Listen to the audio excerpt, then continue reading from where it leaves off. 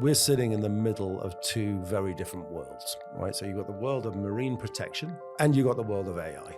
It's been a shocking journey, actually, of my entire adult life, watching the climate get worse and worse.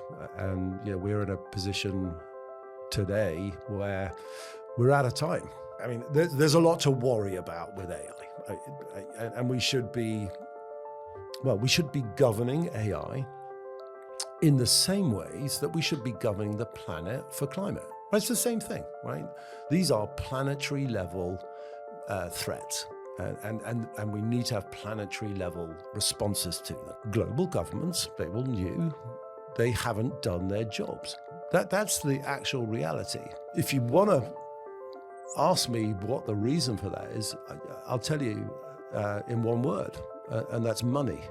But then how do we do locally? Because now you being from Jersey, I guess you understand a lot of how Jersey does, or if Jersey does anything, or Guernsey, to protect the small areas that they've got. Jason from Subsee, welcome to Brands and Leaders. Radu, it's a real honor to be here. Thank you for inviting me onto your podcast. Amazing. We're going to touch today we're going to touch on AI and oceans. It's kind of an interesting mixture, and how AI helps, in this protecting the oceans.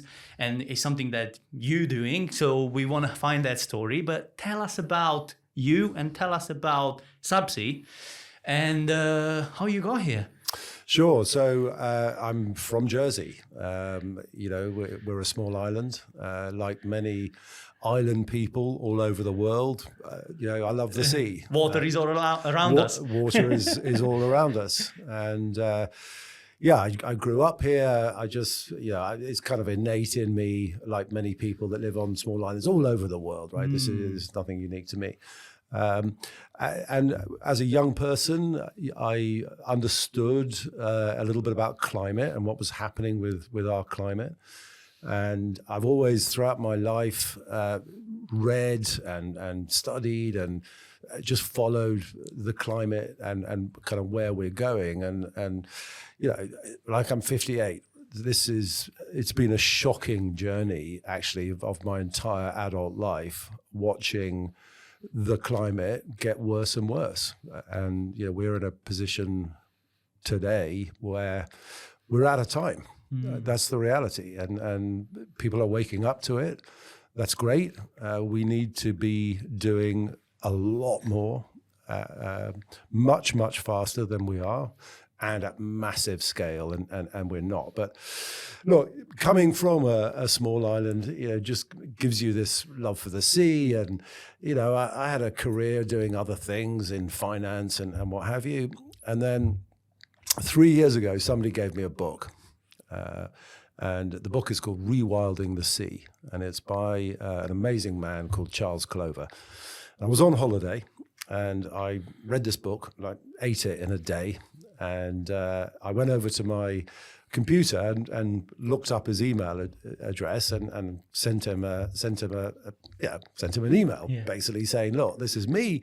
I've just read your book. I live in Jersey. I want to help you. And bless him, he's become a great friend, actually, in the last 3 years. And bless him, he replied to me and he said, listen, you got 20-minute slot on Monday morning. And so we spoke, and, I said, look, I had some ideas about how I could help the organization. It's called the Blue Marine Foundation. And that was really my launch into full-time ocean protection and climate. They're obviously, massively interlinked. And when we think about the ocean, well, first of all, a lot of people don't think about the ocean. I think people that live in cities, we call them inlanders. They might think about the ocean. They might think of sharks or shipwrecks, or they think what happens in the oceans is not affecting them because they are. Well, that's the next question, right? But they don't even think about the ocean at all, right? It's not, and I think that's pretty normal. A lot of people feel very disconnected from the ocean. Maybe they think about a holiday or a nice beach.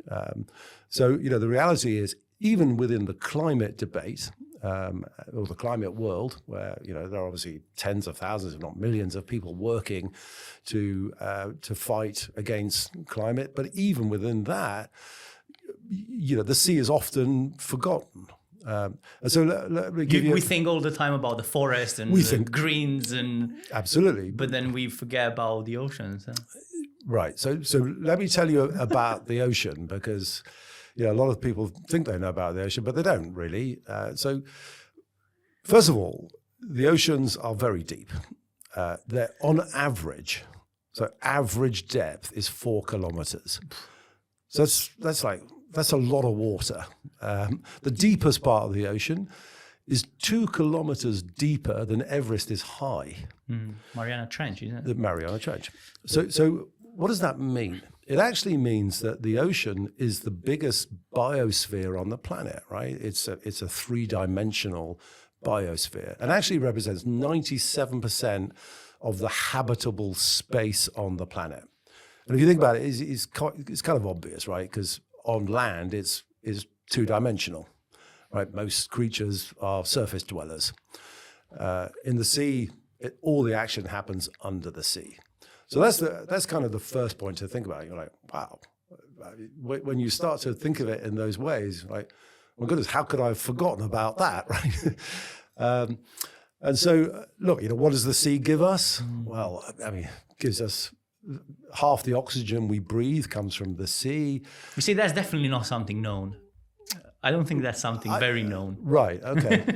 It absorbs almost 90% of the heat that we humans produce through climate change. Obviously, it absorbs CO2. It's a huge regulator for the planet. Think about it as a sort of a radiator that is just keeping the planet balanced at a nice balance, or has been. Very worryingly, we're now seeing signs of that balance changing, but we can get into that. So, the sea, in so many ways, is the planet, if that makes sense. We talked about the balance changing, and I think that's a great one to cover. When you say that, what's actually changing that's affecting the way the sea was regulating and keeping the planet balanced till now? What do you think is that? Okay, you ready for this? This is pretty. It's a long list, huh? Well, it's pretty heavy stuff as well, right? So first of all, let's talk about global heating, right? So the planet is heating. We're already basically at 1.5 degrees. There's nobody serious in the climate world who thinks that we are going to come in under 1.5, which is the Paris Agreement, which is 10 years old, and we're busting through it, and we all know it. So the sea is a massive regulator of the global temperature, and over the last few years, we have seen some of, if not the worst marine heat waves in history. The sea is heating up. And so why does that matter? Well, first of all, it changes the chemical composition of the sea. So if it's absorbing less carbon, then that carbon isn't being used, for example, to create shells for mollusks and for many other reasons. And then we can talk about corals. So corals are super interesting. They're what we call a keystone species. So they cover 0.2% of the surface of the seabed, but they're responsible for 25% of the biodiversity in the ocean, right? So they punch way above their weight in terms of how important they are. So it's not just about going on holiday and going scuba diving and looking at the lovely corals and going, oh, that's nice. Corals serve a vital purpose in the ocean. And it was just announced last week that we are crossing or have crossed the first major tipping point in climate, and that is in the world of corals. So as the seas heat up, we can expect in what is a very short time period, the next 25 and 30 years, we can very, very sadly expect, and I mean, this is devastating, quite literally devastating, that most of the coral population, certainly in warm waters, will die off. And that will have cascading effects into the marine ecosystem. So if you take out the corals, where 25% of the biodiversity depends on, it's like their house. Yeah, it's where they live, right? Yeah. That will then have effects into the rest of the global marine ecosystem that we can't begin to predict what they will look like, but they're clearly not good news. I mean, that is a disaster that's coming towards us. So that's a tipping point. So let's talk about tipping points in climate, just briefly. So tipping points, think of them like gates, right? Once you've gone through, the gate shuts behind you, you can't get back, right? So, once the corals have died off, I mean, well, we certainly don't have an ability today anyway. Maybe in the future we could... To bring it back. Yeah, I know. There are lots of people working on coral restoration projects, and also working with certain species of coral that are more hardy, that are able to cope with warmer seas. But these coral populations, you can't just plant them and expect them to thrive immediately. They take hundreds of years, or if not thousands. They're super complex. So you asked a question about kind of what's going on in the ocean as it relates to climate, and so let's talk about another tipping point. So there's a current in the Atlantic Ocean. It's called the AMOC, and it runs from Greenland all the way down the Atlantic. It's super complicated how it obviously interacts with the ocean and the seabed and all the rest of it. But keeping it simple, it runs all the way down the Atlantic, past the equator, and it takes cold water from the northern hemisphere. All the way down the Atlantic, and it heats up, and warm water comes back all the way across the Atlantic. It's a massive driver of global climate, and if you talk about the amount of energy involved in that system, it's like 100 times more energy than humanity uses in a year. This is one of the most important drivers of climate, right? So we know from the fossil record that in times past, when the planet's temperature has fluctuated, that the AMOC can slow down or stop. And the reason that Northern Europe has the temperature it has is because of the AMOC. Basically, the AMOC is heating up this part of the world. And when it shuts down, we get an ice age in Europe. It's like forget all the systems we've got, all the agriculture, all the transport, just forget it. I mean, the idea of having an ice age in Europe because the AMOC is shut down is a global disaster. I haven't got words for it. It's clearly, obviously, a devastating disaster. So, look, the problem with a lot of the climate science is that you can't be exact, right? There's a lot of research that's going on as it relates to the AMOC, but a lot of the latest research is pointing to the possibility that the AMOC could slow down in the next 50 years, and. But that's within, my children's lifetimes. That's very imminent, right? Yeah. I know we all think about our lives in terms of, paying the rent this month, or the next quarterly sales cycle, or a 5-yearly, political cycles. But 50 years is not long, right? True. And especially for the planet, yeah. And so this is another tipping point, and there are many others.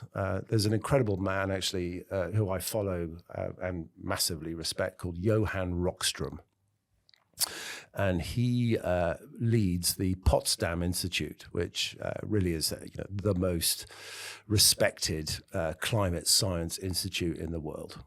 And Johan Rockström is an amazing communicator. He's done a couple of TED Talks. His last TED Talk was on these global tipping points, and I encourage any listener to go and find that. Perhaps we can put it in the show notes. Sure. He talks about these tipping points and how close we are to going through them. And when you watch this video at the end, watch his TED Talk at the end, you're like, this is we are doomed. Well, as I said at the beginning, look, we know what the problems are in climate, right? And we've known for a long, long time. So the first major climate summit was in Rio de Janeiro in 1993. There was a major one in Stockholm before, but the one that kind of everyone remembers is it was called the Earth Summit. So there were over 100 heads of state that went to the Earth Summit, thousands of scientists, and they obviously published a protocol at the end, and this is our findings and this is what we should do. And they knew they had all the information. They nailed it, right? They were very clear on what is driving climate change, and they were very clear on the solutions. But that's 33 years ago. So why are we keep failing? Let that sink in. Right? Yeah. 33 years ago, the world got together, and they understood what was happening, and they understood the solutions. Let's think about that. So what does that actually tell us? Well, at its core, it tells us that our governments aren't doing their jobs, right? I mean, there's a thing in climate, right, where a lot of people, just normal people, are climate anxious, and they want to do something. What can they do, right? And look, I mean, you could be a vegetarian. That's actually one of the best things you can do as an individual. Obviously, you can donate money, and that's great. But in the end of the day, like you're just a person, right? And you don't have very much agency ultimately. And that's why we have governments.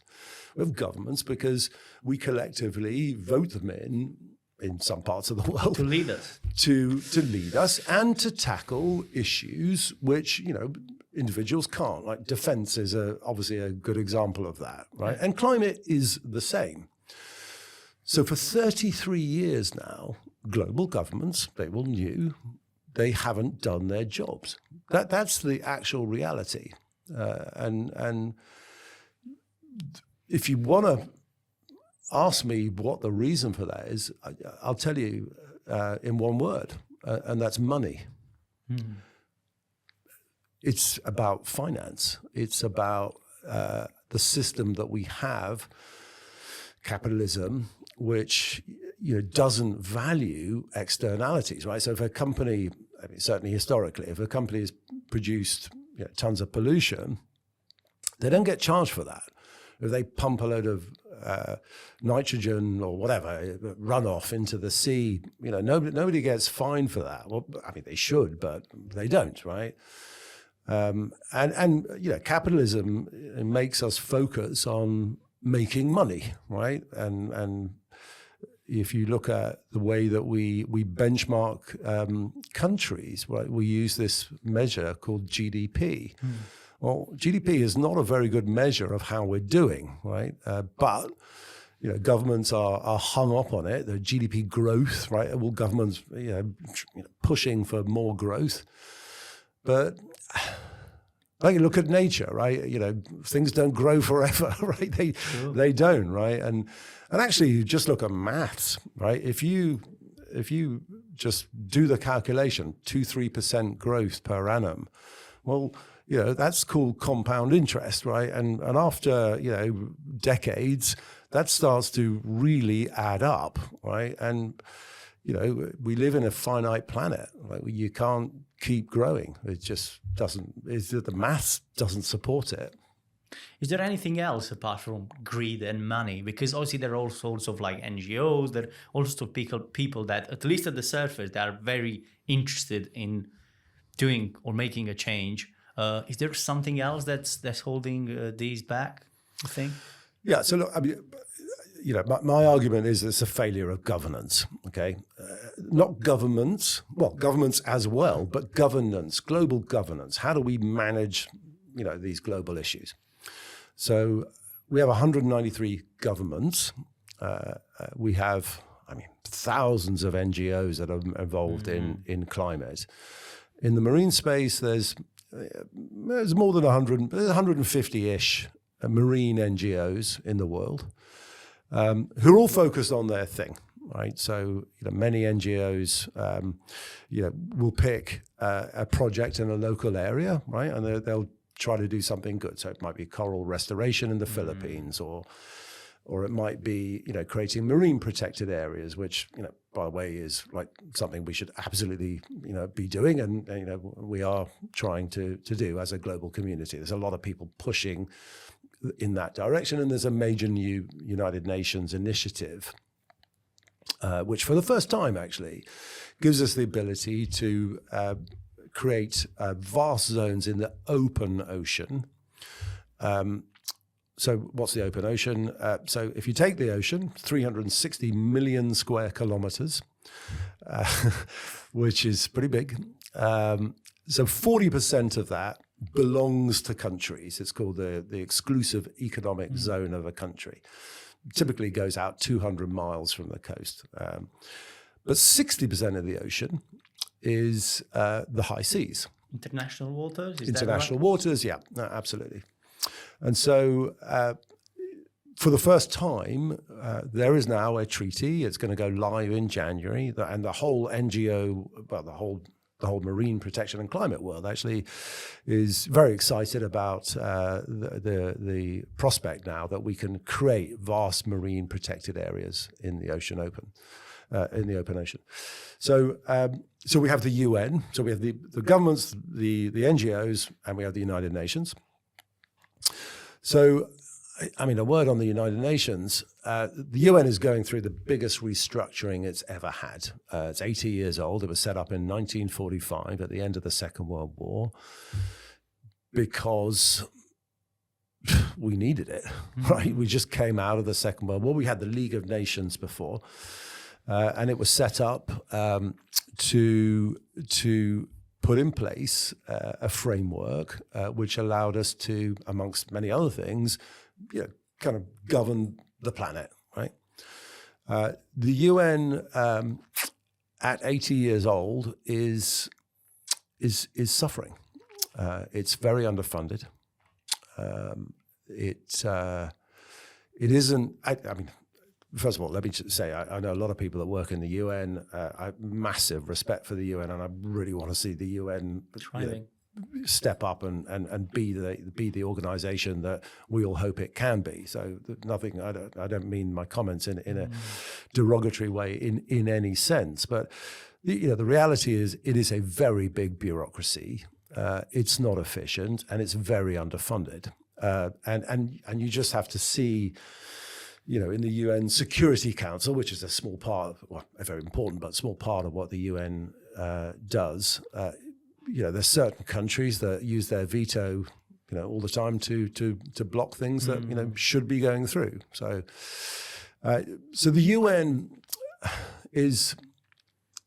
should be our hope, really, and I would love to see it grow and thrive and be the organization that it needs to be.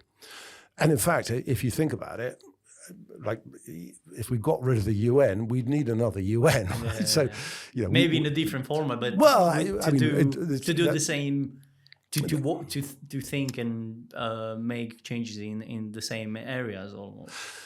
Look, sure. I mean, it's way beyond my pay grade to tell the UN what to do. But so look, we have the UN as well, and then we have countless sort of what we call civil society organizations. So and there are many of them. These are organizations that are out there to do good, right? So you've got these four levels of groups who are involved in the climate space, and we're talking about the marine space. So first of all, they don't communicate very well. They don't communicate between NGOs that well. They certainly don't communicate between governments. And in the end, if you really look at the whole picture, you're like, there isn't really a plan, right? There's lots of plans that people have got. There's like a team working in silo. Correct, right? So you've got people doing their coral thing over here, or saving dolphins, or and do you think that because whales. of that, the work itself is not efficient? Because like they all do their own things, but they don't communicate, so they could be a lot more efficient if let's say they put it together. This is my central point here, right? Like something's going wrong, right? For 33 years, we're backsliding, right? We're going backwards. I mean, let's talk about what that means, right? So I like to talk about this concept of a pyramid of catastrophe, and I call it that for a reason, because it is a catastrophe of what's happening to us, to our planet, to our marine environment. And so first of all, we can talk about extraction. So over the last 50 years, we have taken out 90% of the big predators in the ocean, right? The big fish, right? We've eaten them, basically. That's had incredibly bad impact into the ecosystems. But not only that, we over the last 50 years, we have built up these incredible industrial fishing fleets.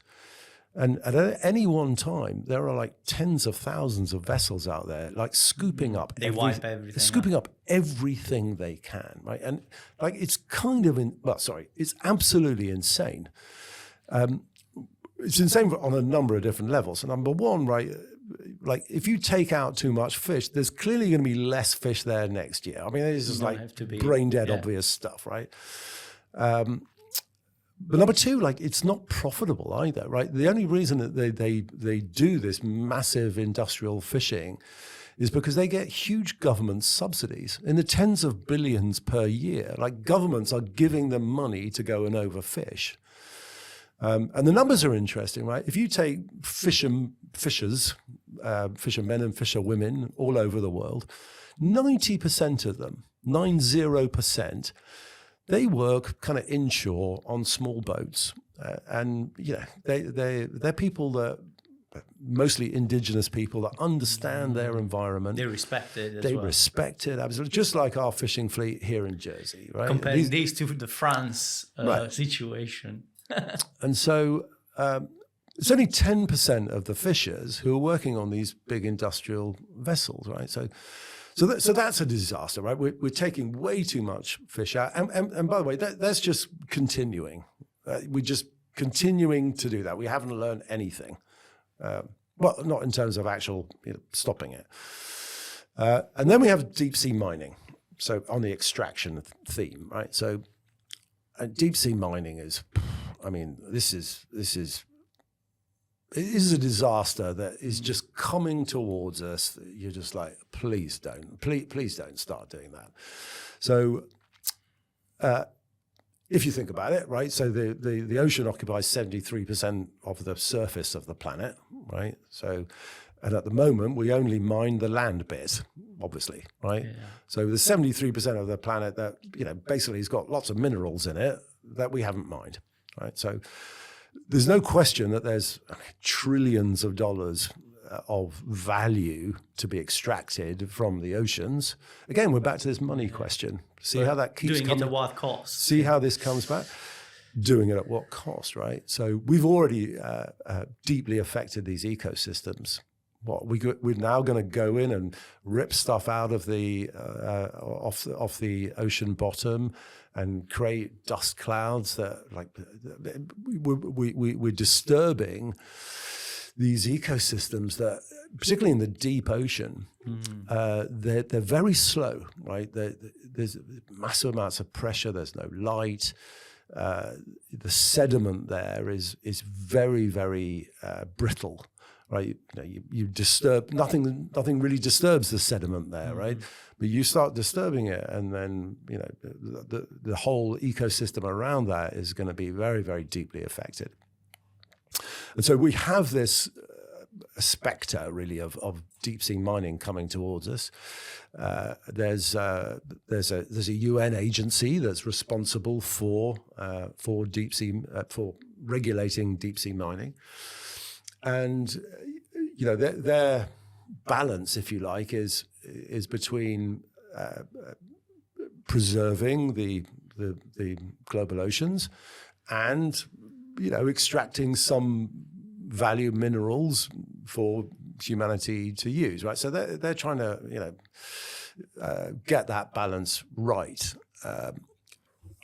Certainly, everybody that I know in the ocean protection and climate space, they are unanimous with what they would say. Like, please just don't do that, right? We do not want damage already. We've done enough damage already. Like, maybe in decades to come, when humanity is much more grown up, and maybe the technology will be able to extract that without causing much. And maybe the technology, yeah. And so these mining companies, they're saying to us, "Hey, don't worry, look, our technology is brilliant." But we all know what's going to happen. It'll be a free for all, and you know what? A few people will make very serious money, but most of the people on the planet, they won't. The loser. Well, absolutely going to be the loser. Yeah. So. And where do you think Subsee is coming in? Because we covered a lot of problems. We covered the government's part and the governance. So where is Subsee coming in these, and how is planning to change the situation? So at its core, we're sitting in the middle of two very different worlds, right? So you've got the world of marine protection, so the governments, the NGOs, blah, blah, blah. And you've got the world of AI. And so marrying those two things can lead to more effective governance. Right. And so if we've got a governance problem, let's look for a governance solution, right? So I'll get into how that can play out. But let's start by talking about AI in the ocean already, right? So there's lots of projects that are using artificial intelligence in the oceans. One of them, which I really love, is a US organization that for some years now has been analyzing the speech of sperm whales.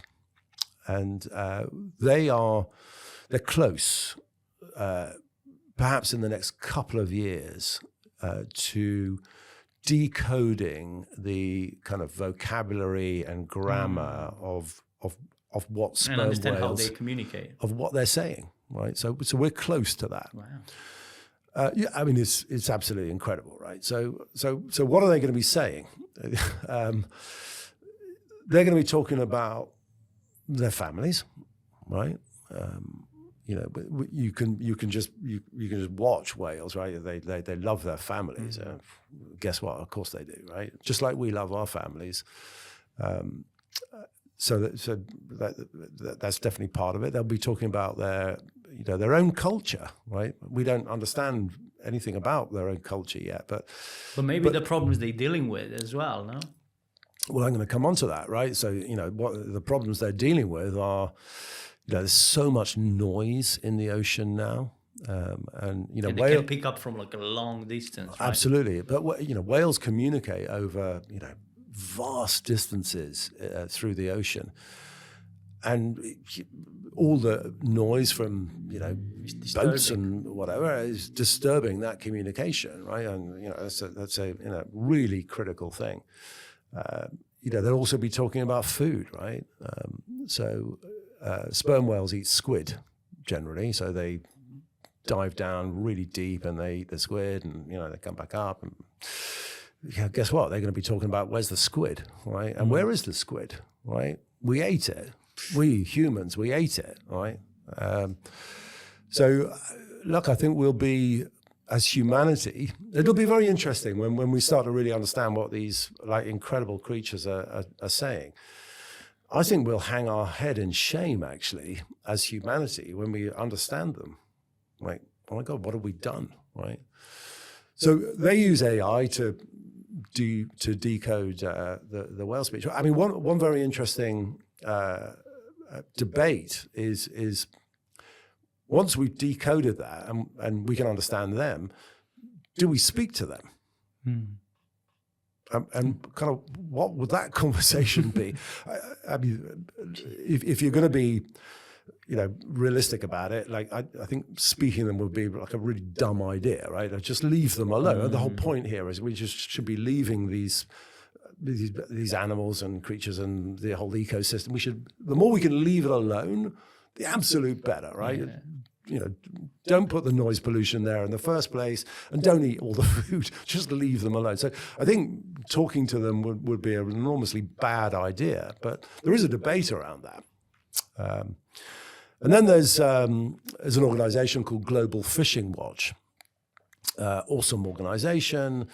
So what they do is they take satellite data and they use artificial intelligence, machine learning, to really to follow all of the fishing activity on the planet, right? So they can tell what vessel is where, and if it's in the wrong place in a marine protected area, for example, they can then report that information to authorities.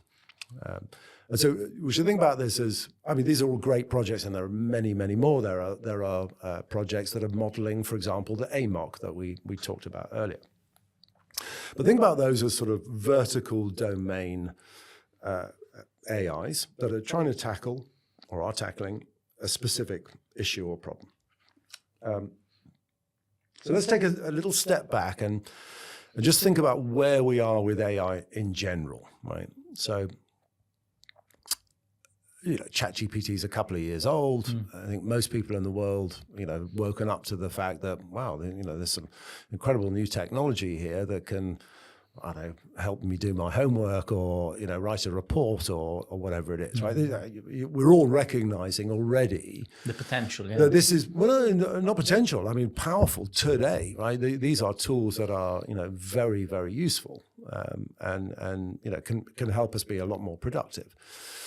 And then there's tools like Sora 2, which is a video generation tool, where you will have seen it in the press in the last few weeks, where soon after they launched, people were using the likeness of some famous individuals and putting them into video, and the families of those people, and some of them are deceased, quite rightly, were outraged. And that's quite interesting, because you're looking at that, you're like, well, there doesn't seem to be any sensible control there, right? And that's pretty worrying. Yeah. What is a lot more worrying is where this stuff is going. Where is AI going? And there we have to come back to this question of governance, because it's the same issue, right? We're out of control with this stuff. It's very powerful, and there are two pathways. There's a dystopian pathway, and there's an AI for good pathway. I obviously work in the AI for good world, and the more we can do that, clearly the better. But we have to be very clear-eyed that there is a dystopian pathway for humanity via this technology coming at us very, very quickly. I mean, I think climate is coming at us quickly. This is coming a lot faster. Just as a little anecdote, if you listen to kind of the tech bros who are talking about, kind of what's going on with AI and blah, blah, blah, listen to this, because they never talk about what's going to happen after 5 years from now. They never talk about it. And why? Well, they don't know. That's why. This technology is growing so quickly, exponentially quickly. It's unpredictable. That we don't know where we're going to be in 5 years' time. Now, that's 2030. Or whoever says that they know is probably just a wild guess. And so, look, we can expect that the world is going to change very rapidly as well, right? So let's delve into some of the potential dystopian angles, and really the most worrying is in military applications of AI, right? So there are no holds barred here. Like militaries, and we can talk about the major militaries in the world, right? The US, China, Russia, the UK, France, etc., India. There are no rules, right? There's no internationally agreed framework of look, let's not let our militaries do this bit, right? Let's rein that in. That is not happening. Free-for-all.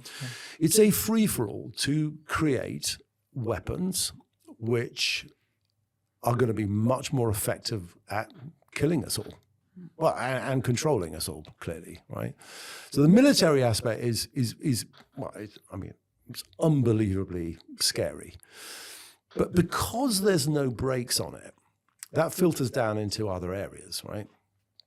And so let's think about finance, right? So is perfectly possible in the next, short number of years that a few people could get together with a hedge fund and an artificial intelligence that is so good at trading stocks and bonds that it hoovers up most of the value. That's plausible. Right? I'm not saying it's going to happen, but it's actually plausible. True. Right? And then you're like, well, hang on a second. So three people, are now got, trillions of dollars each. Like, who cares? Like, they shouldn't have that much money, in my opinion. But anyway, and so what does that mean? What does money mean at that sense in that example, right? Again, it comes back to governance and money. Interesting, right? So, and then we can talk about jobs, right? So I think a lot of people are waking up to the idea that, AI could come for their job, right? And a few years ago we thought, AIs aren't creative, right? They'll never, they'll never be able to write poetry or songs, but unbelievably creative, actually, and you're seeing that come through. But in fields like law and accountancy, finance in general, in many fields, you could be automated with this. Oh my goodness, there is a real chance that AI will eat a substantial portion of these jobs, right? And so the people that still got jobs, they are AI assisted, and they're probably much better at their jobs, right? So imagine a doctor, for example, who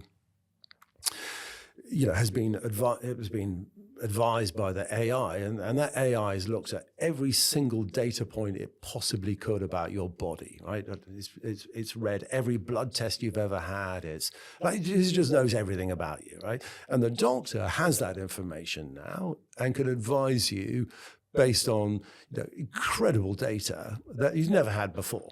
So that's a positive, but guess what? There's probably a big chunk of doctors who don't have a job, right? So that's probably coming towards us, right? And that's a major threat, right? And one of the reasons it's a major threat is that I'm not aware of any government in the world that is ready to pay for these people who wouldn't have a job, right? Think about it, right? Most governments in the world are massively over-leveraged already. The welfare state is under massive pressure. You add a 20-30% of the population into the unemployment pool. Right? The maths just doesn't work, right? So look, there's a lot to worry about with AI, and we should be governing AI in the same ways that we should be governing the planet for climate. It's the same thing, right? These are planetary level threats, and we need to have planetary level responses to them. And is it this how you came to the conclusion that Subsee will try to implement AI to protecting the oceans? Is that how you kind of like made the connection? Right. So, I mean, there's a little bit of a story behind this, right? So, 2 years ago, I went to Tromsø in the north of Norway, and I went with a very old friend of mine who is a computer scientist and an expert in AI, and I took him to an ocean conference, and it was in January actually, so just under 2 years ago, and we landed, and as soon as we landed, this massive snowstorm hit us, right? And Tromsø, it's an amazing place. It's a frontier town. So it gets light at like 10:30 in the morning. When I say light, sort of, light gray.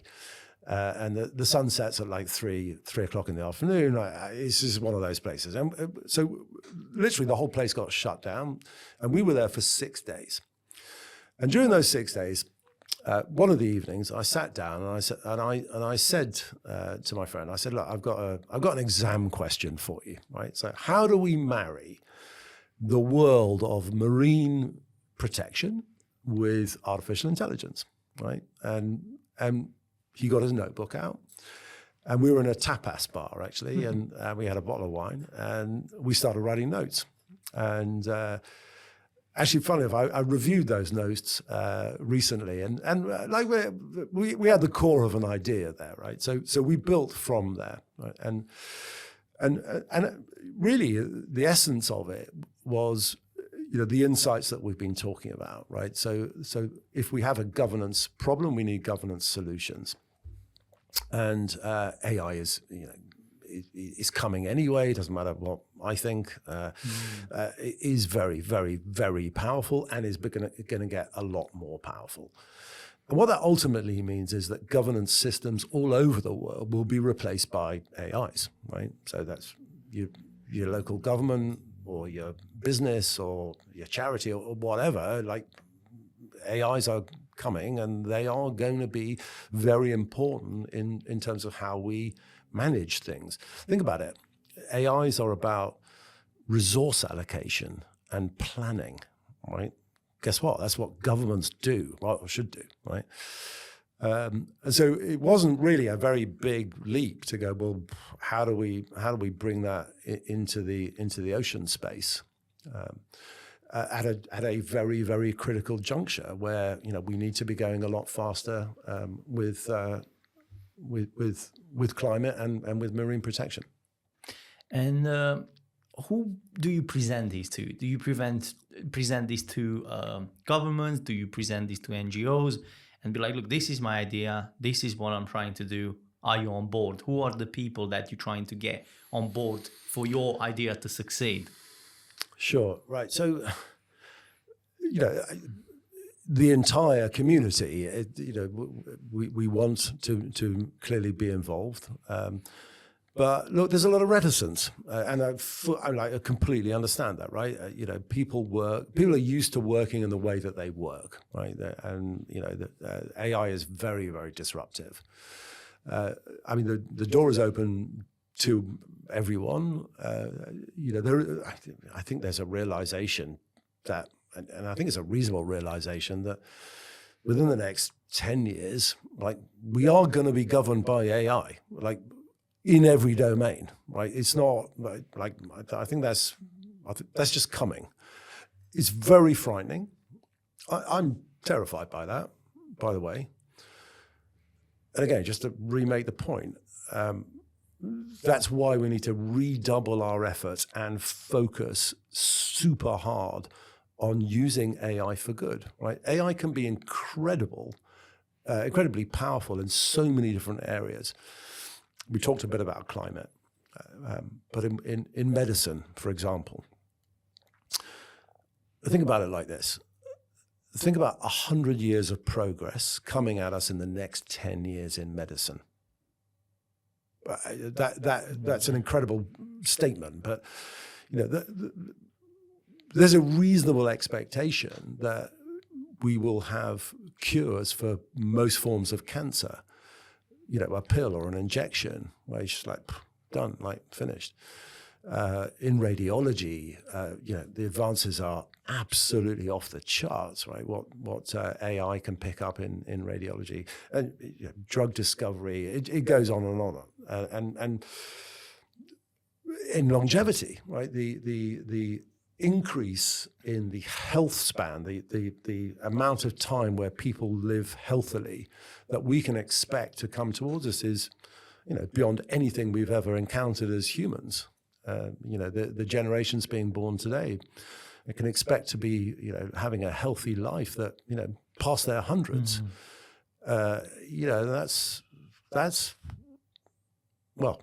We came a long way from what he was. Yeah, well, I mean, I think that's incredible, obviously, but I only think it's incredible if we have a healthy planet to live on at the same time.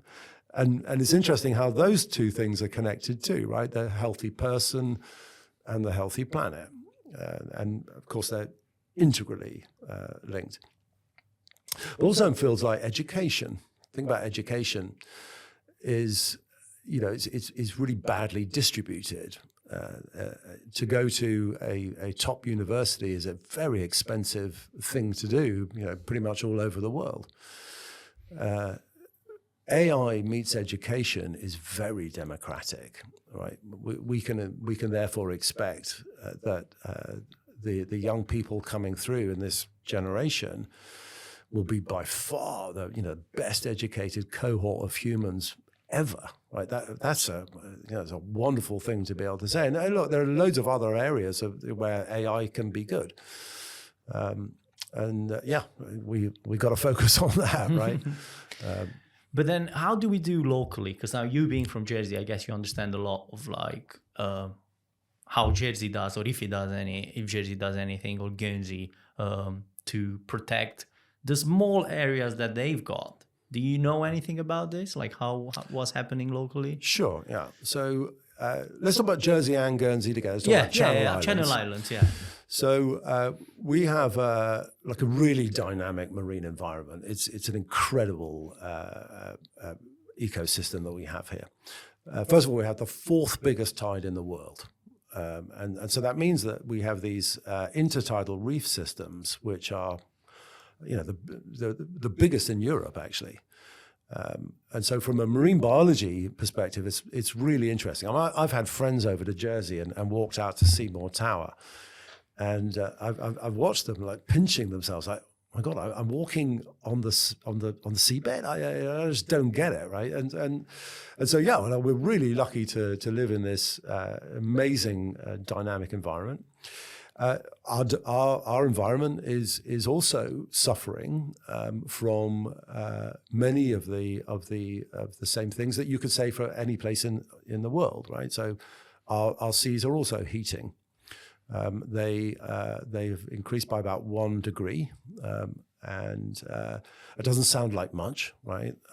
But I mean, their world is a lot, actually, isn't it? Well, it's a big percentage difference in temperature. That's the way to think about it. I mean, and one way I like to describe climate to people, because it's a bit confusing, like 1.5 degrees. Oh, wow, it doesn't sound like much. It doesn't mean much. Yesterday, we are used to... Yesterday was 20 degrees, and today is 25 degrees. Where's the big deal, right? Well, if you think about it like this, right? So your body runs at 36.6 degrees, right? If you've got a temperature of 38, how do you feel? Not good, right?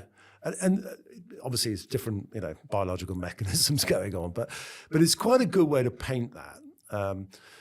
You feel terrible when you've got a fever, and the planet obviously doesn't operate in the same way, but is suffering because of that. And locally, like we see that, and over the last couple of years, what we've seen is an invasion actually of octopus. And so over the last decade, marine biologists have been watching octopus populations come up the Bay of Biscay as the seas have been warming, and they are now around us. and their populations are exploding. So they're getting into the crab pots and they're taking out the crab and the lobster. And this is a major problem for our local fishers.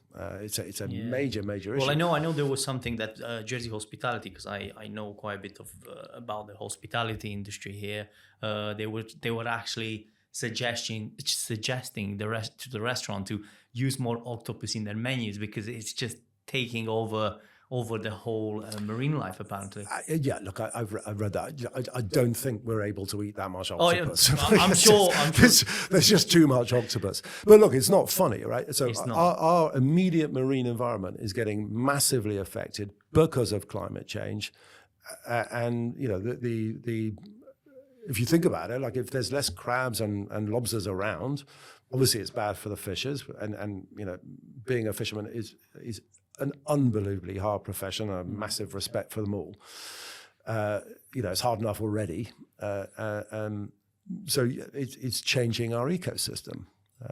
And we can talk about other things as well. We can talk about runoff from nitrogen used as fertilizers on the fields. This is a major problem locally and internationally. And so what happens, the rain washes excess nitrogen off the fields, goes down to the stream and goes out into the sea. And it creates these algal blooms. And you see them in St. Albans Bay. We see them in St. Albans Bay, and in some of the bays, the government, you know, stops us from swimming. There was an E. coli breakout, I think it was last year, where they shut Greve de Lec. You know, these are serious issues. More generally, with nitrogen runoff, they create, talking globally here, they create these dead zones, and the reason is that the mechanism is complex, but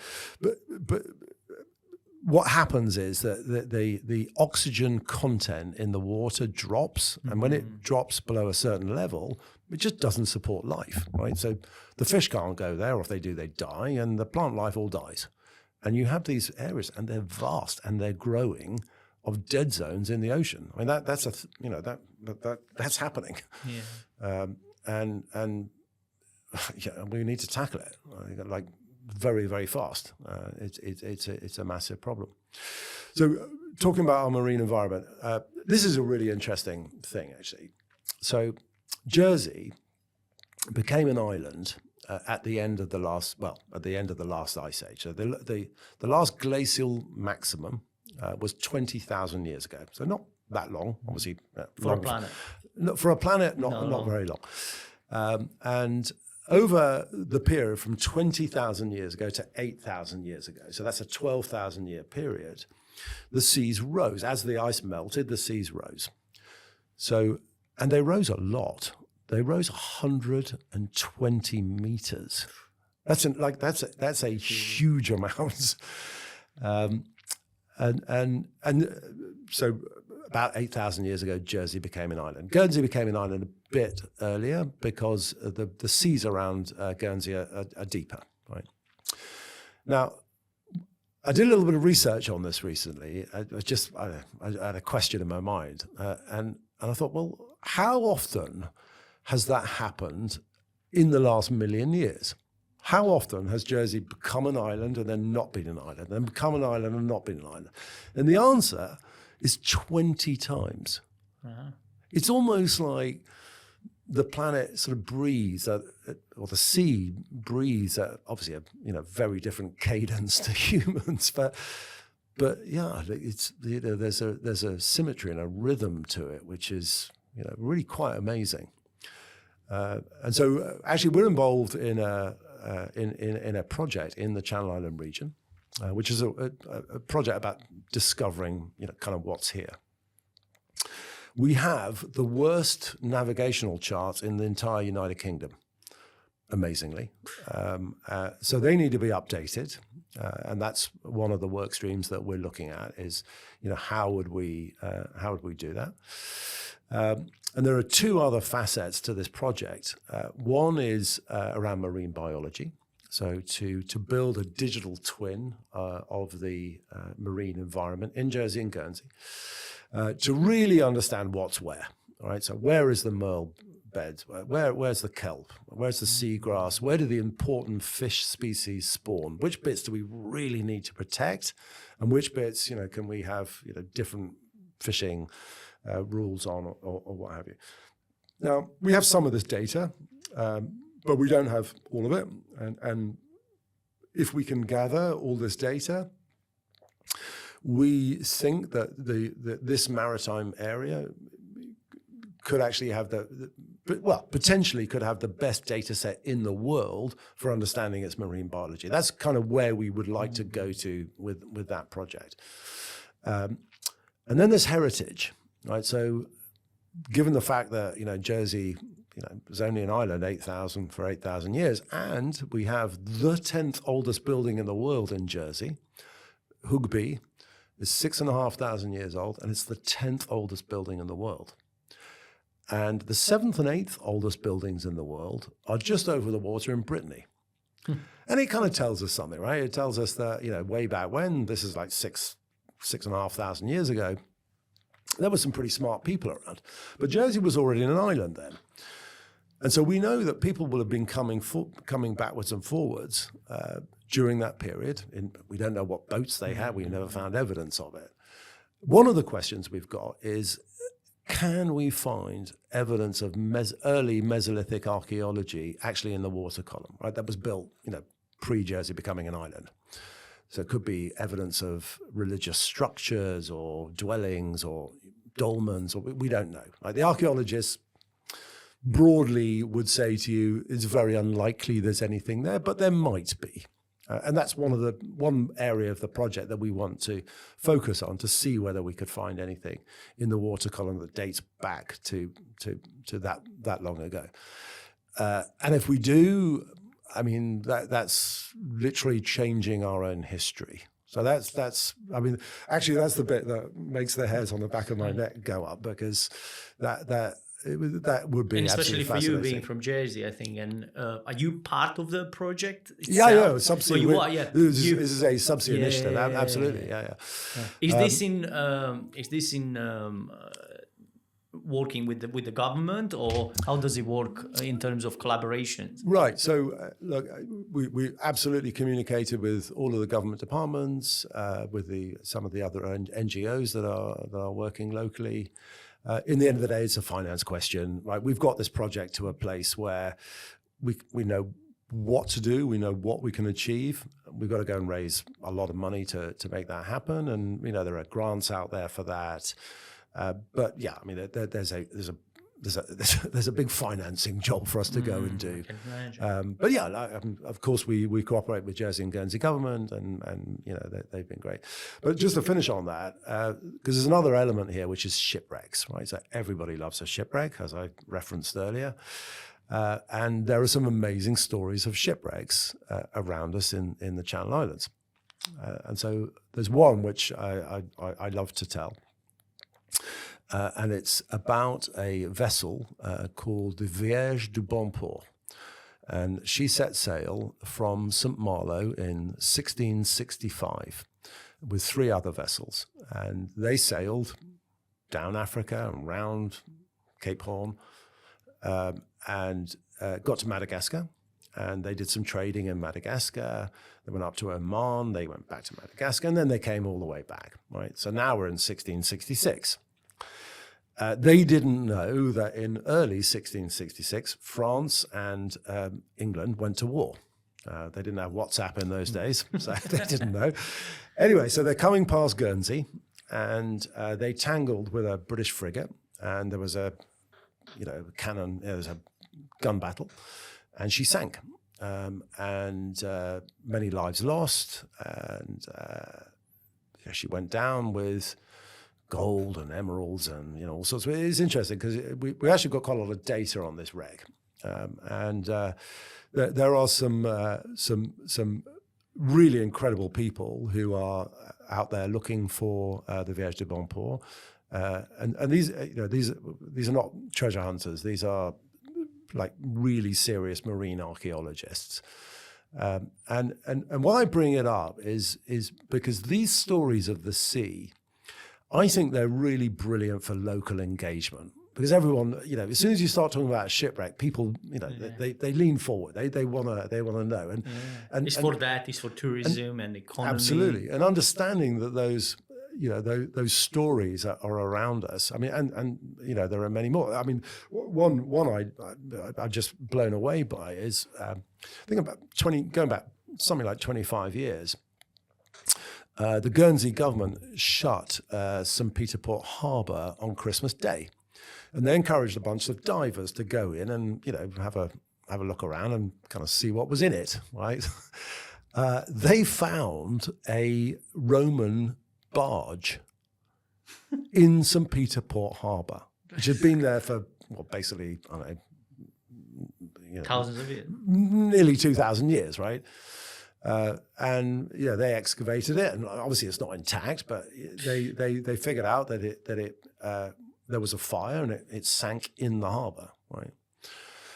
And you're like, wow. So we know that people were coming backwards or forwards for thousands of years before that even, right? And we have no data on any of that, right? So if we can get into the sea, and if we can find some of these wrecks, many of them will be decomposed, right? But the payload will have sunk into the sand and mud, and we can detect it using a very clever bit of technology it's called sub-bottom profiling, and it uses a sonar frequency that allows you to penetrate into the mud and sand, right? So if there's a cannon like 3 meters, down, buried in the sand, you can pick it up, right? So it's like there is an opportunity, or there's a possibility. There's a possibility of finding, probably hundreds of wrecks, and by the way, just be super clear, right? Our project is not around going up and digging them up or anything. This is about is being studying, aware of the history, cataloging our marine history, right, and stewarding that in a really responsible way. But you've got to get the data first. When we look at our marine environment, one of the things that's happened in the last decade is the tuna have come back, and this is an interesting story because the reason they've come back is that there was an international tuna convention to protect the Atlantic bluefin tuna, and it worked.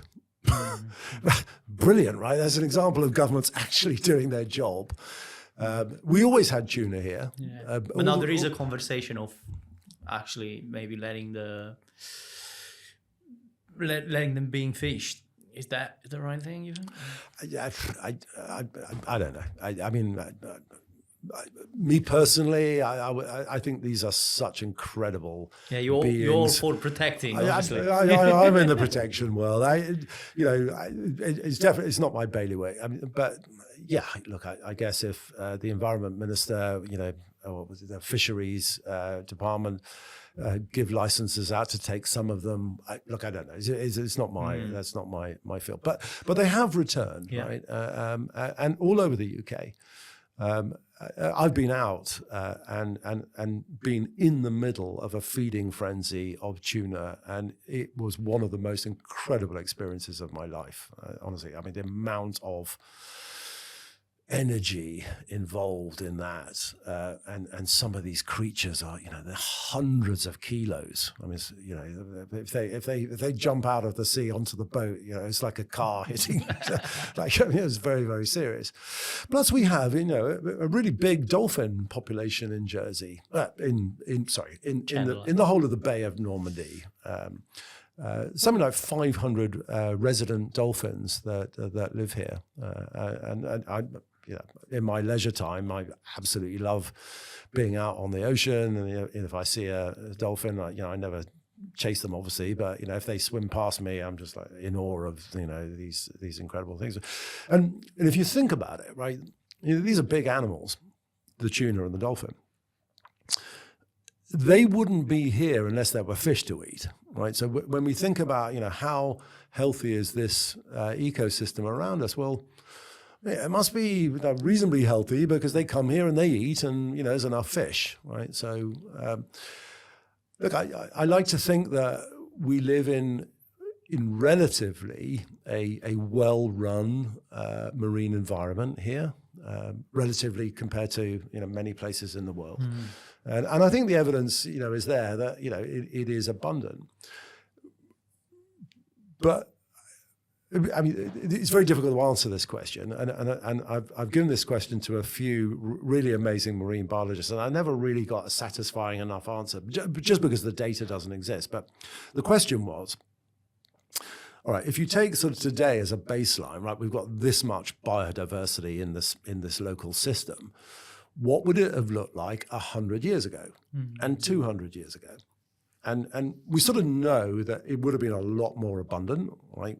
And anecdotally, if you talk to any fisherman, like, I don't know, 50 or 60 years old, they will say, "Oh, there was a lot more they'd fish." Say, in "Oh, my yeah, times." there used to be loads. Oh, yeah, I used to be able to put your rod in and pull out a big bass." Like, I don't know. Like, that's obviously super anecdotal, but like we basically know, like there would have been a lot more biodiversity in times gone by, and it's not impossible for that to to be the case again, right? If we put in place really strong and sensible governance. Look, in the end of the day, where we ensure that next year there's more fish in the sea than there is this year. Why? Because we just take a certain amount, right? We don't overfish. I'm not saying we do overfish in Jersey. Like, we don't really have the data to tell us that, to be honest, because you'd have to do very detailed biodiversity baseline. Could that be surveys. done actually? Yeah. It certainly, yeah. I mean, it is possible to do. It's very expensive to do, which is to why cover a lot of area. Yeah. But look, in general, I think we're very lucky to live in this absolutely incredible set of islands. I'm a very, very proud Jerseyman and Channel Islander,